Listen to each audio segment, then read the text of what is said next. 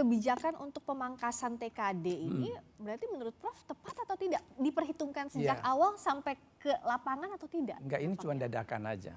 Jadi exercise-nya di atas meja. Jadi dari Menteri Keuangan Sri Mulyani kan, dari 50T itu. Kemudian berlanjut di Menteri Keuangan Purbaya tahun 2026, malah pemangkasannya sangat serius, 226T. 4 kali lipat dari tahun 2025. 2025 aja daerah itu sudah menjerit dengan potongan 50T untuk seluruh daerah otonom ya, 546 itu. Kemudian 2026 ini yang sedang berjalan ongoing, itu dipotongnya 226. Sehingga daerah itu hanya punya transfer ke daerah rata-rata se-Indonesia itu. Sebanding atau tidak pemotongan TKD ini untuk efektivitas program prioritas nasional dengan kesulitan yang dihadapi di lapangan? Saya melihat sih nggak cukup fair lah ya. Jadi kalau prioritas nasional sih boleh-boleh saja didukung, didorong, kalau dibiayai pun bisa. Tetapi jangan sampai menyebabkan daerah tidak punya pembiayaan. Karena ini kewajiban pusat loh. Ketika kita menyerahkan urusan pemerintahan, namanya desentralisasi, urusan pemerintahan itu kemudian sebagian diserahkan ke daerah, lalu pusat bertanggung jawab untuk menyerahkan pembiayaannya. Itu namanya subsidi daerah otonom yang sekarang disebut TKD. Nah itu kalau kita misalnya ingin memakai dana untuk kepentingan program prioritas nasional, maka untuk kepentingan pemerintahan daerah atas dasar desentralisasi itu juga tidak boleh berkurang sangat jauh. Ya, tidak boleh kurang sampai tinggal sekitar 18% dari komposisi APBN yang jumlahnya sekitar 3.800 ya tahun ini ya. Padahal itu ada biaya operasional di sana untuk gaji. Itu dia. Nah itu komponennya TKD ini antara lain DAU, dana alokasi umum. DAU ini dipakai oleh daerah untuk bayar gaji pegawai, untuk program-program dan kegiatannya. Ada dampak yang dirasakan atau tidak sih Prof di daerah-daerah soal ini? Sudah terjadi, bisa kita lihat dampak-dampaknya di daerah, misalnya di bidang pendidikan. Itu daerah tidak mampu lagi untuk memperbaiki sekolah-sekolah yang rusak, yang roboh itu. Di bidang kesehatan bahkan tenaga medis ya, misalnya dokter spesialis itu nggak kuat lagi dibayar dari APBD karena TKD-nya dipotong. Jadi ada rumah sakit yang dokter spesialisnya udah hengkang dari daerah itu. Belum jalan kabupaten kota, jalan provinsi yang tidak ada lagi dana alokasi DAK-nya, DAK fisik ya.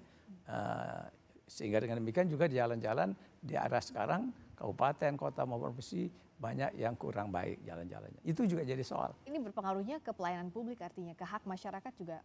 Itu dia. Nah juga mengganggu lebih jauh lagi sebetulnya daya beli masyarakat. Turun. Karena ekonomi daerah itu rata-rata kebanyakan yang 90% itu ekonomi APBD saya sebut. Ekonomi APBD, jadi kalau APBD-nya bagus, belanja pegawainya lumayan, maka itu akan hidup pasar di daerah. Dan akan bergerak perputaran roda ekonomi. Sekarang kan pegawai gajinya, tunjangannya dikurangi, lalu kena TPP-nya dipotong, ya tambah lagi pegawai P3K tidak bisa dipenuhi untuk hak-haknya, kemungkinan kalau tidak ada dana, namanya dana on top TKD, kata-kata begitu ya kan. Nah itu akan berdampak kepada penurunan ekonomi masyarakat daerah. Dan bisa lebih jauh kalau itu tidak ditangani dengan baik oleh pusat, ketidakstabilan daerah kita di seluruh Indonesia. Kalau rencana top up dana transfer ke daerah atau TKD untuk menutupi biaya operasional itu setidaknya sampai akhir tahun, Prof, itu efektif atau tidak? Itu ide bagus sebetulnya, karena pusat harusnya melihat realita. Kalau daerahnya memang tidak kuat, maka kemampuan untuk PAD-nya nggak bisa, efisiensi sudah dilakukan habis-habisan. Nah maka kepada daerah-daerah itu layak oleh pusat diberikan dana tambahan TKD. Ya, nah tapi ada kepastian nih. Sekarang udah bulan Agustus ya. Nah, ada daerah yang bilang kalau dana tambahan TKD itu tidak diberikan, kami nggak bisa bayar lagi P3K. Ya, atau dana TPP pegawai ASN-nya udah dipotong sampai 50%, dipangkas cukup dalam lah. Dan sehingga mempengaruhi motivasi pegawai untuk bekerja melayani masyarakat. Ini mungkin menjadi demotivasi kan. Itu kan membuat terhambatnya program pembangunan, percepatan pembangunan, pelayanan publik di daerah. Ini mungkin harus diperhatikan dengan teliti oleh pusat, terutama untuk kebijakan TKD 2027 ke depan. Ini kan mau dibuatnya APBN. Dan kenapa juga ya untuk APBD ini banyak habisnya untuk biaya operasional, misalnya biaya gaji, P3K atau ASN, apakah ini tidak dihitung dalam komponen sebelumnya atau seperti apa, Prof? Sebetulnya ini kan anatomi APBD kita selama ini memang karena lebih besar belanja pegawai, karena pegawainya banyak gitu ya. Nah, sampai ada yang belanja pegawainya 40, 50, 60%. Nah, pusat sudah mengunci nih dengan Undang-Undang Hubungan Keuangan Pusat dan Daerah nomor 1 2022 itu tahun 2027 belanja pegawai tidak boleh lebih dari 30%. 70% bisa untuk belanja publik lah katakan begitu.